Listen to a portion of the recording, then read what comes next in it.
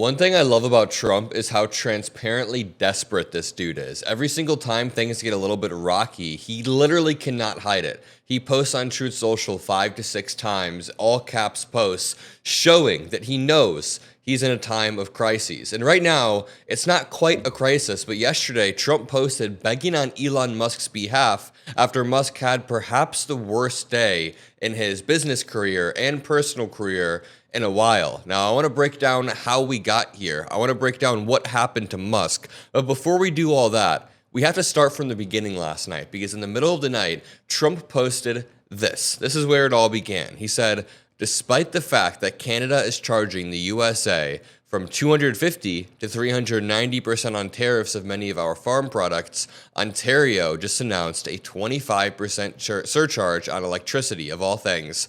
And you're not even allowed to do that. Okay, first of all, before we even get into what he's saying, he's not even using the right your. The President of the United States put Y-O-U-R when you're supposed to have apostrophe R-E.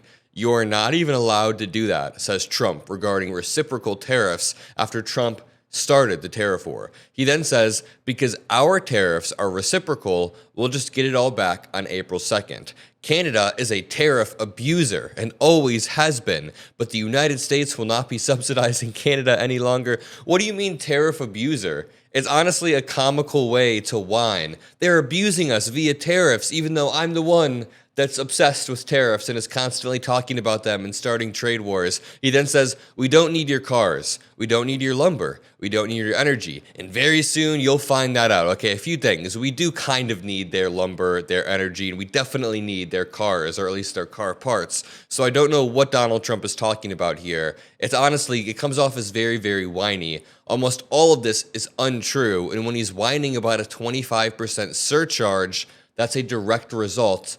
It's directly a retaliation from what Trump did. That's what it's meant as. It's very, very simple. Either way, this is where it all started. Now, I want to go on to the Elon Musk tweet, because Elon Musk has had quite a bad week. And take a pause, drop a like for Elon Musk having a bad week. That is what we could all hope for. Before we jump into this tweet, can I remind you guys that just a year or two ago, Trump posted on Truth Social, quote, when Elon Musk came to the White House asking me for help on all of his many subsidized projects, whether it's electric cars that don't drive long enough, driverless cars that crash, or rocket ships to nowhere without which subsidies he'd be worthless, and telling me how he was a big Trump fan and Republican, I could have said drop to your knees and beg, and he would have done it. And I think this post really shows deep down who both of these guys are. Elon Musk is very, very transactional in the sense that he just wants government subsidies. Trump is basically calling him leech and saying your business would be nothing without government subsidies. So come,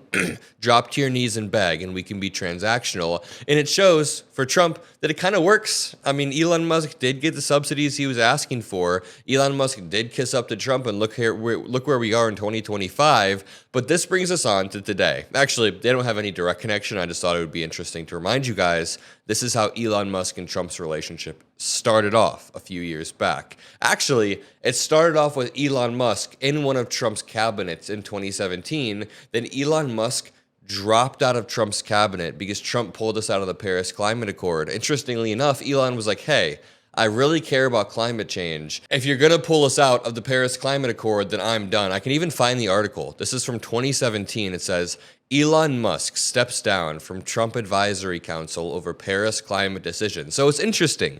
Elon Musk used to hold somewhat liberal, rational beliefs. And I know that's a shocker, but he did. He stepped down the first time because Trump pulled us out of the Paris Climate Accord. But last night, in the middle of the night, Trump sent out a desperate tweet. And how I read this is he's basically begging on Elon Musk's behalf. And here's what he said.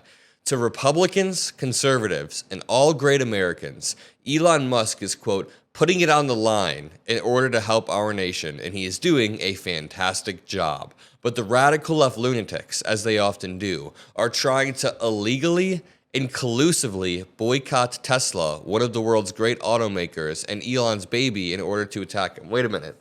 You guys caught that too, right? Illegally and collusively boycott. How do you illegally boycott something? That makes zero sense whatsoever, and it's also a kind of scary wording. You can't boycott this. You must buy it. You can't illegally boycott. Your boycott is illegal. What the fuck does it mean for a boycott to be illegal? Before I continue to read, let me just show you this article that came out. Tesla stocks tumble as Elon Musk's political role grows more divisive, ever more divisive. The automaker's shares soared after Election Day as Elon Musk took a high-profile role as a Trump advisor. Now, those gains have evaporated. And something that I've been trying to hammer home that I wish Democratic politicians would talk about more, Elon Musk's net worth doubled after the 2024 election. It was only over the course of about 2 months. It took 2 months for Elon Musk's net worth to entirely double. To, I think it was around 240 billion to then 480 billion. It doubled due to Elon Musk getting involved in American politics. If that isn't an oligarchy, I don't know what it is.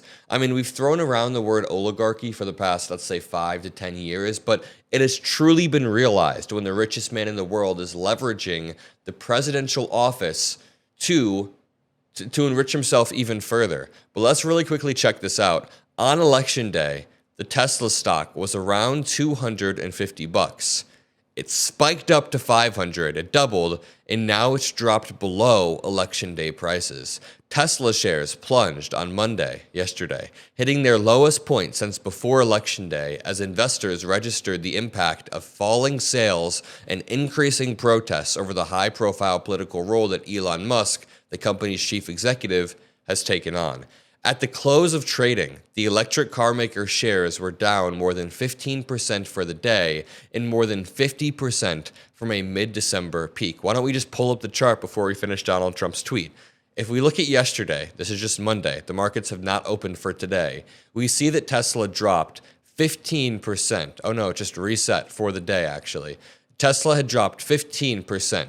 Now, if we go to 5 days, Tesla has dropped 18%. Not good for a 5-day period. Why don't we check out a month? I think this is very indicative of how the Trump presidency is going. Over the past month, we see that it's down 32%, which is not good whatsoever. It's basically wiped out months and months of gains. That's why Trump is on Truth Social saying the left is trying to illegally boycott Tesla in order to attack and do harm to Elon and everything he stands for. They tried to do it to me at the 2024 presidential ballot box, but how did that work out? This dude is trying to use the office of the presidency to pump up sales in a private company because Elon Musk is losing the wealth that Elon uses to leverage political power. You know, it says, I'm going to primary you. I'm going to primary you. In any event, I'm going to buy a brand new Tesla tomorrow as a show of confidence and support for Elon Musk, a truly great American. Why should he be punished for putting his tremendous skills to work in order to make America great again? Like, dude, this is the most transparent ad ever. It's literally just an ad.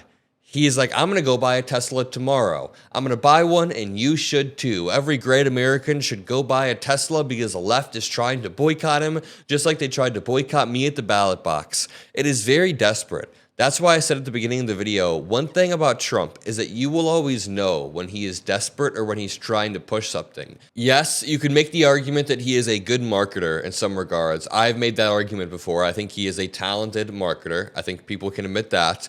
But for those with a keen eye, you can see right through all of his BS, all of his marketing tactics, all of his sales tactics, all of his coins and videos and scams and Ponzi schemes. It's so clear what he's doing, like right here. The wording could not be any more clear. If I just run through this, he's trying to say the radical left are trying to illegally boycott Tesla. You know, they tried to boycott me at the 2024 ballot box. How did that go? In any event, I'm going to go buy a Tesla tomorrow. Why don't you buy a Tesla as well? All of us patriots will buy a Tesla in hopes that some Republicans will be suckers enough to go and buy Teslas because they think that the left is trying to boycott it. He's trying to start an anti-boycott. It's all incredibly, incredibly funny. Nobody's boycotting Tesla, bro. We just don't want any because Elon Musk is a crazy lunatic, and I'll leave it at that. Drop a like, subscribe. Have a great rest of your day, and I'll see you in the next video. Peace out.